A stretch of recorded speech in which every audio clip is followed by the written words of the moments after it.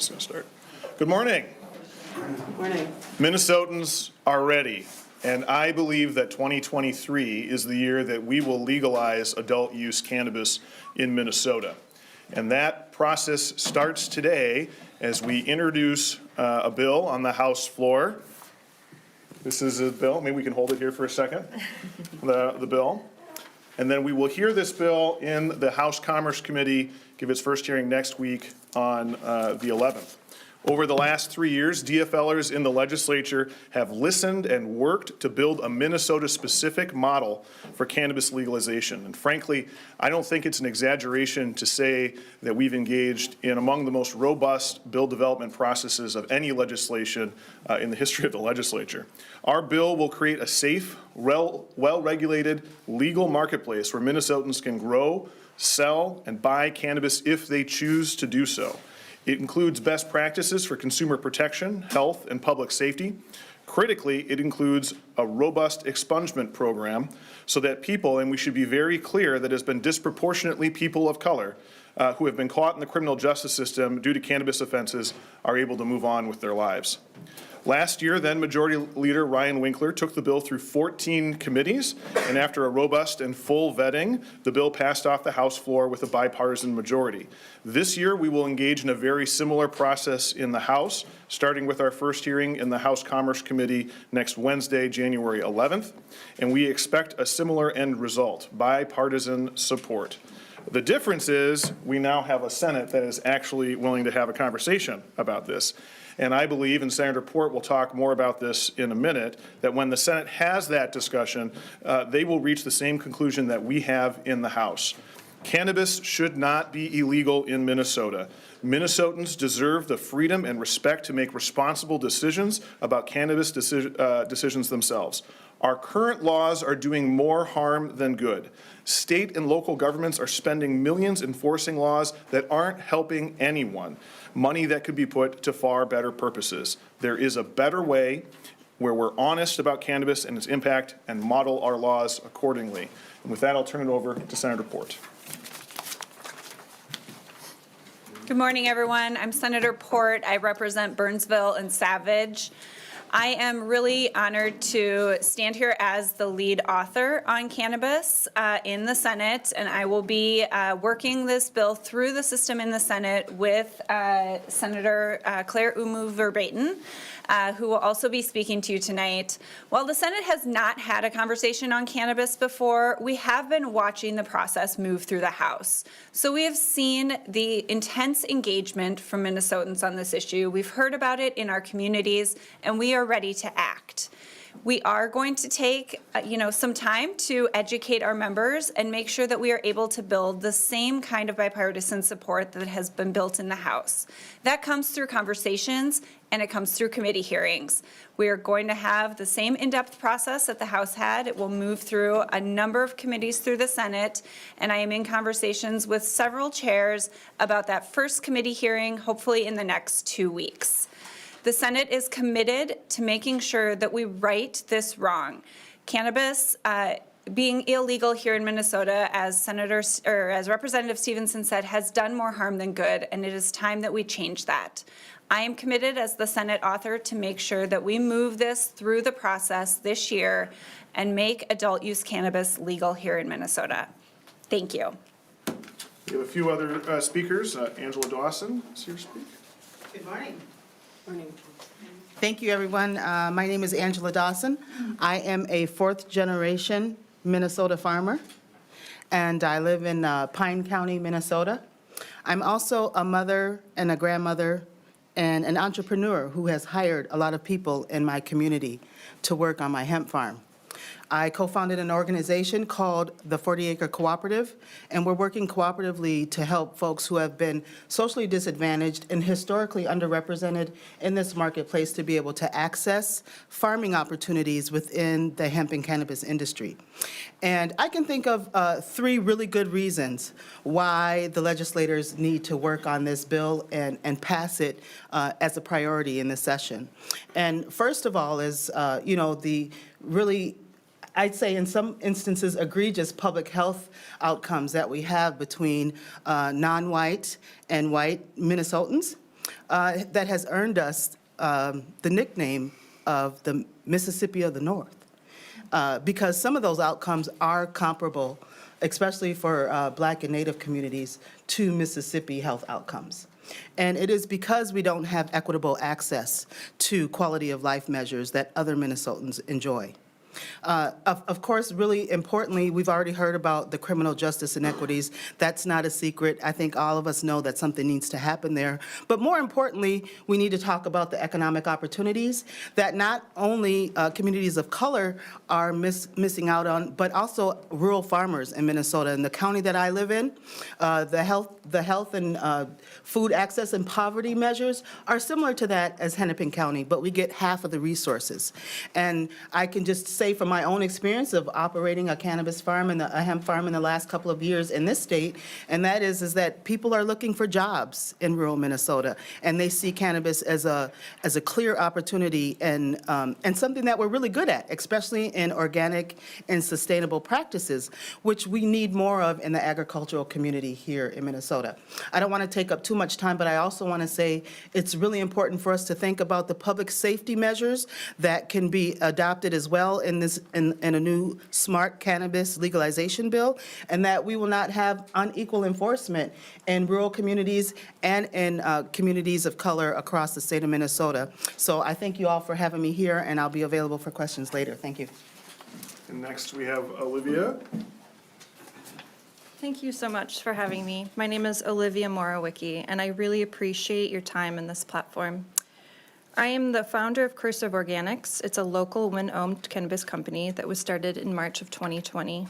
In addition to running Cursive, I'm an active community member, a mother, and director of a nonprofit in St. Paul that helps the elderly and aging. I am also an advocate for the legalization of marijuana. I started my business after experiencing life-changing relief from cannabis. I'd lived with debilitating digestive issues for 5 years that were not covered by medical marijuana, and my symptoms were arrested entirely after 1 month of using CBD and THC oil. After this experience, I understood the healing power of cannabis and its effectiveness in helping people recover from everyday ailments and a natural way to cope with illnesses. My company's mission is simple: to help people utilize the relief and restoration available through cannabis. The top 3 reasons people purchase products are for insomnia, anxiety, and pain, not to get high, but to heal.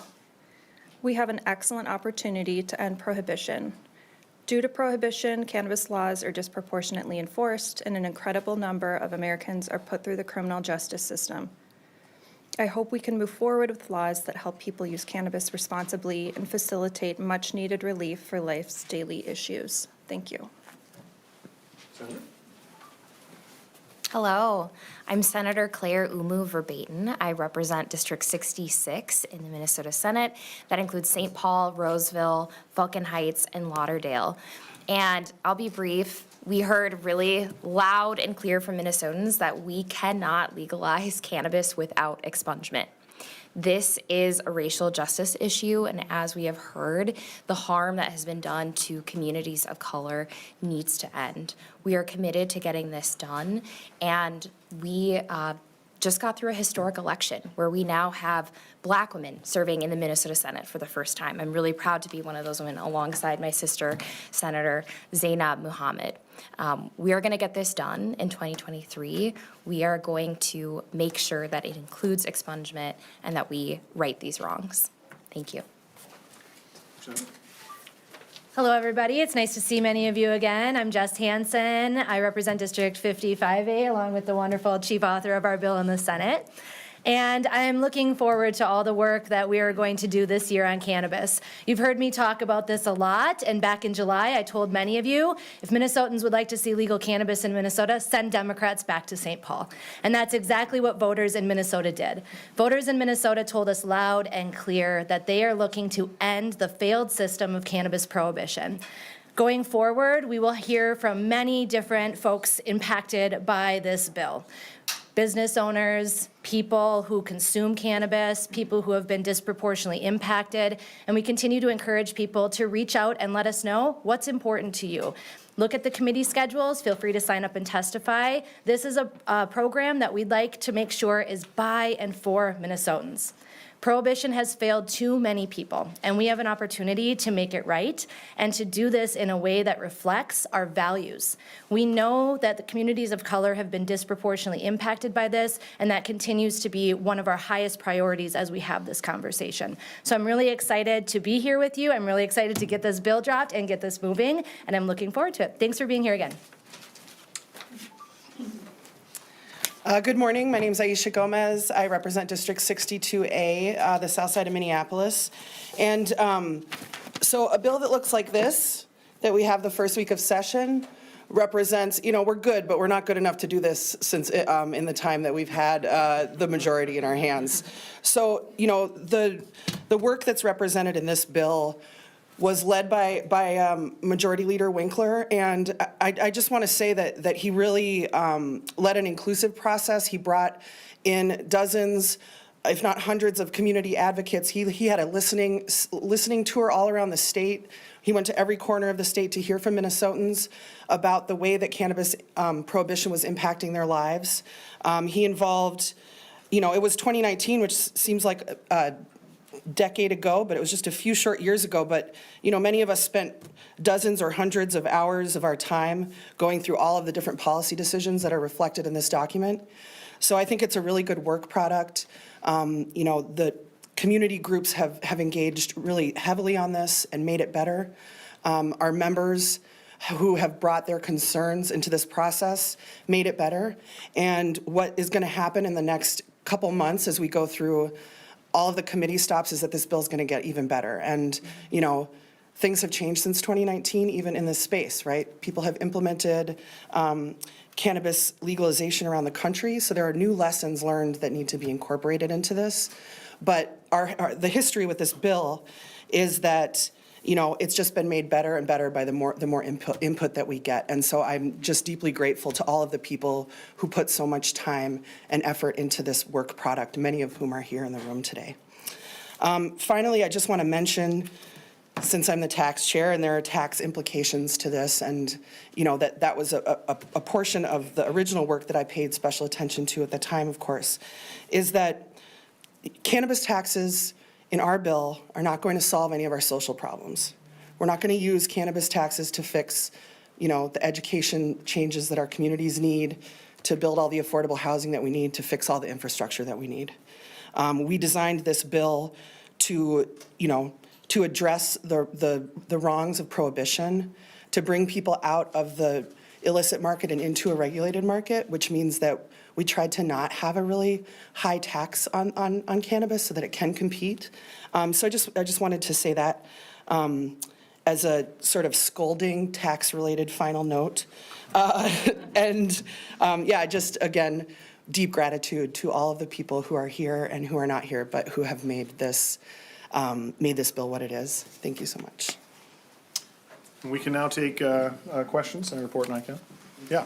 So is this language as it is look like identical to the 2021 proposal from Representative Winkler that passed in the House? Not identical, but very similar. I would say that during the interim, we worked hard, worked with stakeholders, and Majority Leader Winkler continued to work on the bill to refine. And I think you heard Chair Gomez talk about how we continue to learn from experiences in other states. And so there are changes, but they are, I don't want to say technical, but they are not huge substantive changes. The structure of this, the meat and potatoes, is still the same as it was in last year's bill. Senator, we keep hearing the Senate's going to move more slowly on this. Is that an excuse for the Senate not to get it done, to water it down, kind of lay out the politics and how different this plays in the Senate than the House? Absolutely not.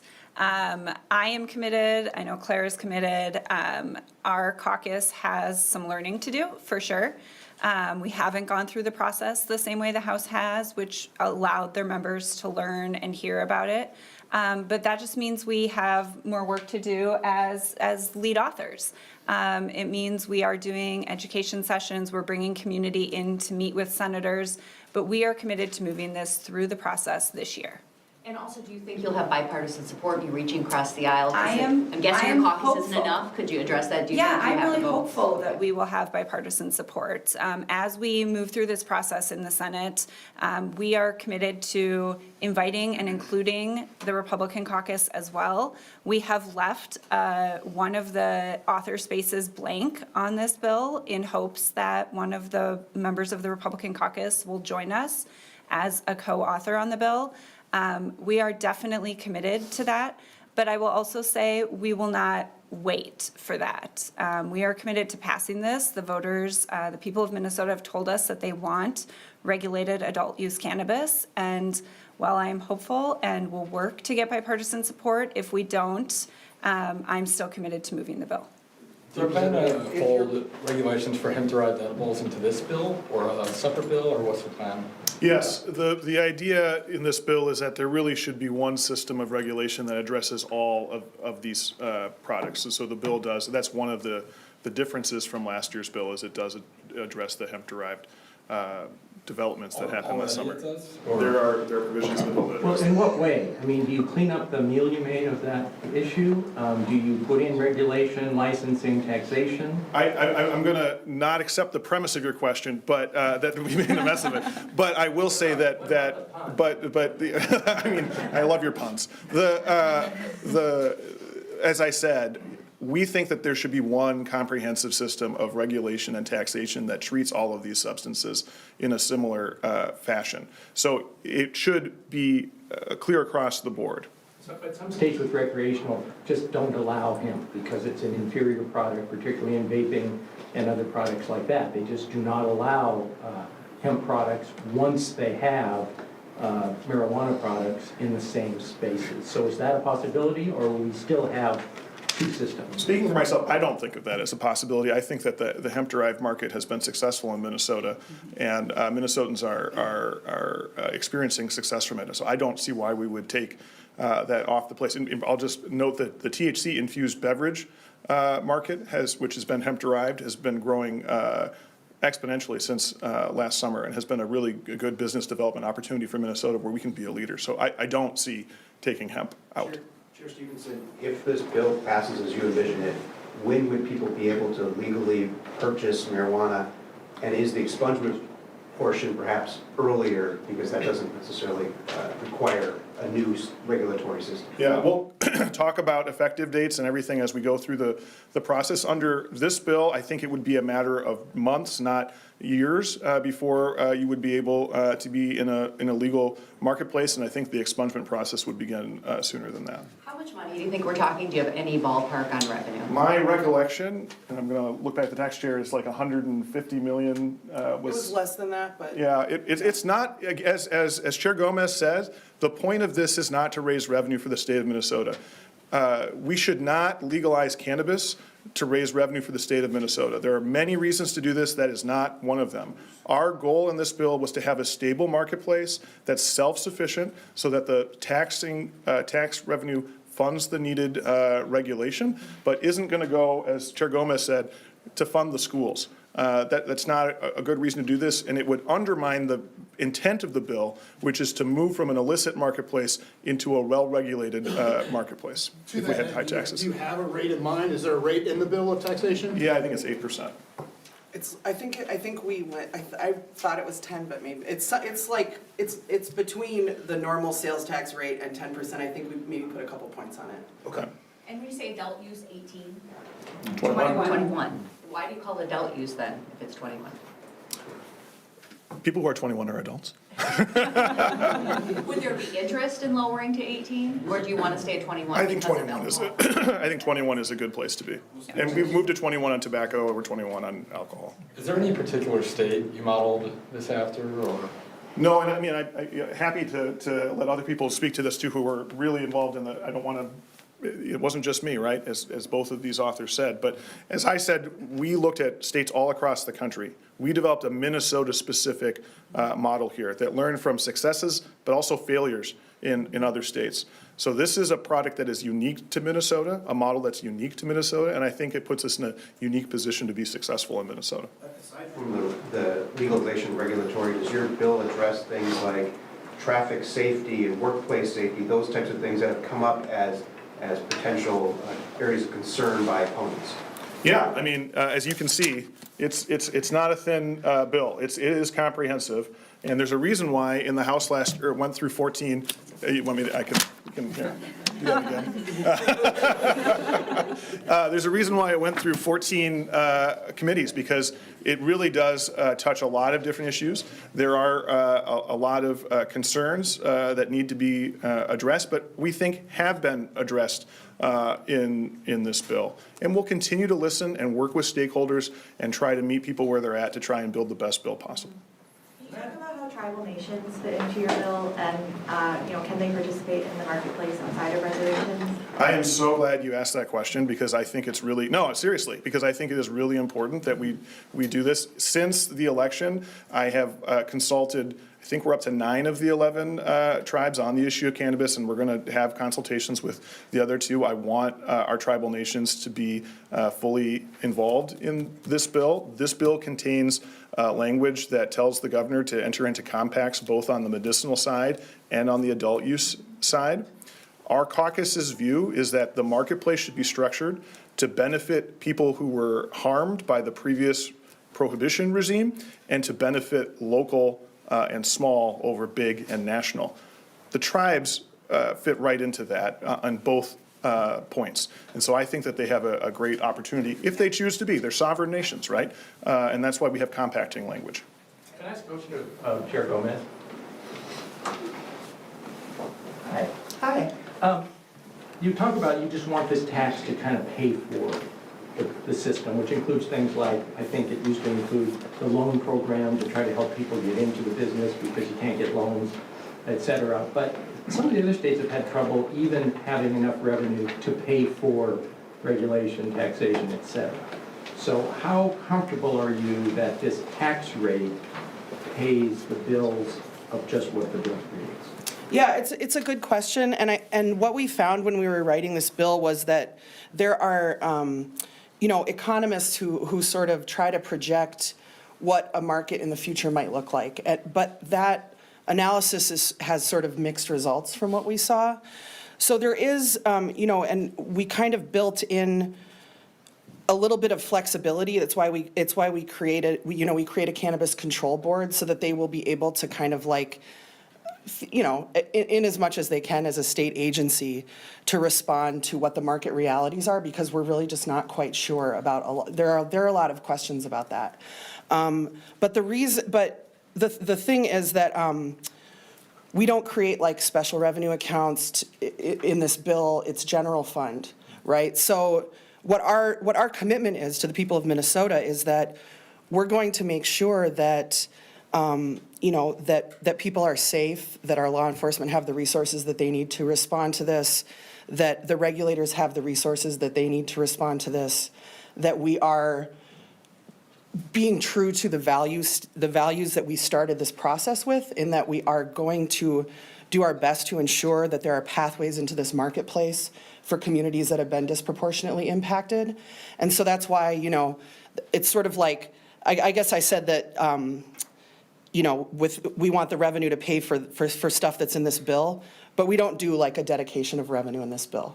And so our commitment to the health and safety and equity that is encompassed here remains regardless of kind of like where that potentially like volatile revenue stream lands.